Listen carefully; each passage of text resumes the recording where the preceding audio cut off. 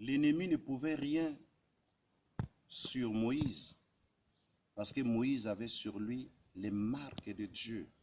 Lorsque nous avons sur nous la marque de Christ, l'ennemi ne peut rien.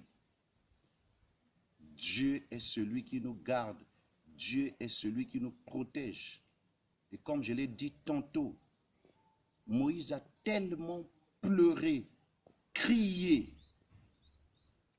que le Seigneur a occasionné ce qu'il a occasionné. Si nous voulons que le Seigneur puisse descendre et agir, on ne doit pas se contenter du confinement, mais nous devons nous lever dans la prière, crier vers notre Dieu. Et ce n'est que comme ça que le Seigneur interviendra à notre faveur. Il va nous témoigner sa miséricorde, sa grâce et son amour. Et les cris de Moïse ont fait sortir la fille de Pharaon de chez elle jusqu'aux eaux du Nil. Et c'est comme ça que la fille a récupéré Moïse. Et Moïse est allé dans le palais de Pharaon. Il a vécu 40 ans. Qu'est-ce que cela symbolise? Pour détruire le mal, il faut aller à la source. Et la source du virus, la source de tout mal, c'est le péché. Donc, on ne trouvera pas la solution véritable dans le confinement. Mais la solution véritable viendra si nous allons à la source de ce mal, qui est le péché.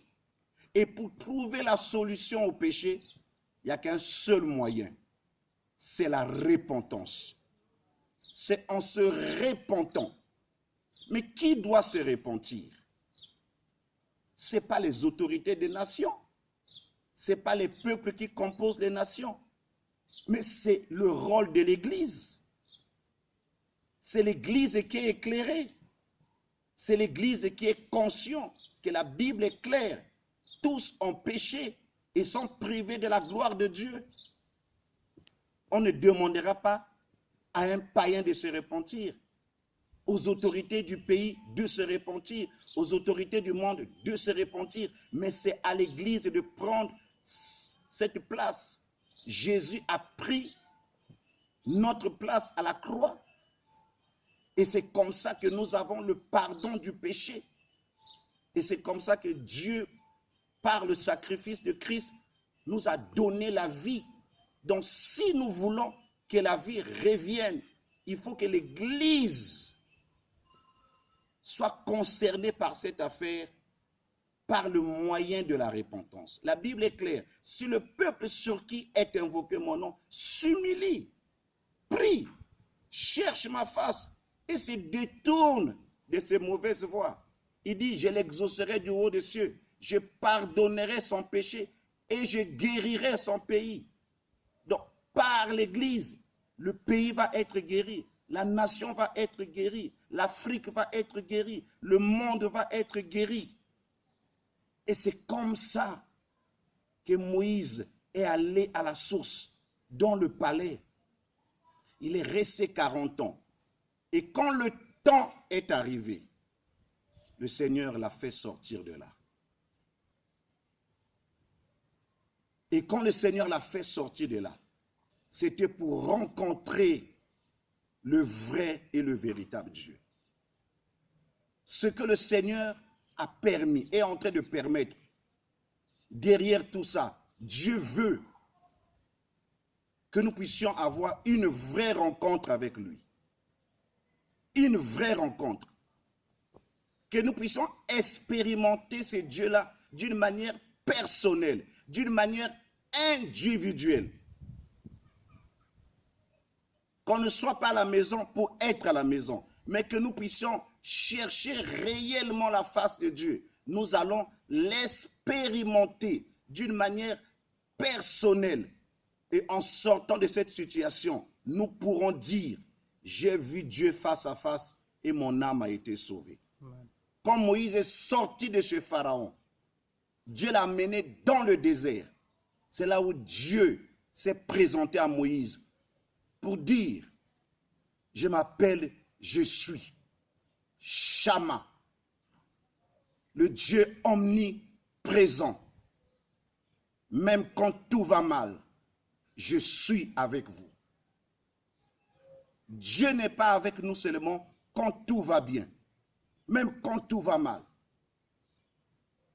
même quand plus rien ne va, même quand il n'y a plus d'espoir. Il est le Dieu de la restauration, le Dieu qui redonne la vie aux ossements desséchés. Nous devons espérer, nous devons croire, bien-aimés, que ce n'est pas encore la fin. Ce n'est pas fini. Parce que notre Dieu n'a encore rien dit. Le dernier mot lui revient. Lèvons-nous. Cette affaire nous concerne. Nous sommes nés pour une mission. Et le Seigneur nous a sauvés pour que derrière nous, que plusieurs vies soient sauvées, que plusieurs personnes connaissent le vrai et le véritable Dieu. Et la Bible est claire là-dessus.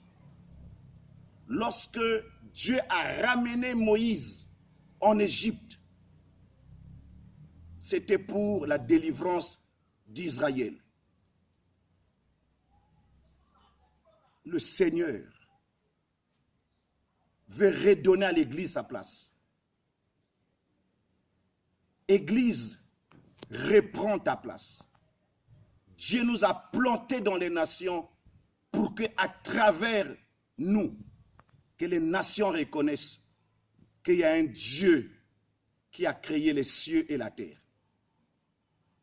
Aucun homme n'est Dieu. Aucune autorité n'est Dieu. Que l'Éternel vous bénisse. Enlevez la peur. Soyez dans la foi. Soyez dans la confiance. Réveillons-nous par la prière, par les supplications, par les lamentations, par la repentance. Agissons comme Néhémie l'a fait lorsqu'il a appris que les murailles de Jérusalem étaient en ruine.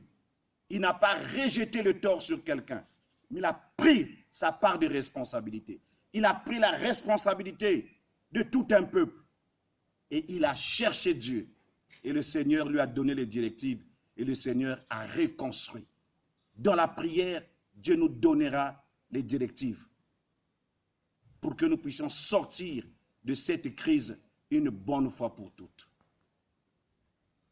Que notre Dieu vous bénisse. C'était votre humble serviteur, le pasteur Fortuné Gongia de l'Église chrétienne, la Maison de paix et de restauration. Que la paix du Seigneur soit gravée dans vos cœurs et que le processus de la restauration commence dans votre vie, dans votre foyer, dans votre église, dans votre maison, dans votre nation, au nom de Jésus-Christ. Amen. Amen.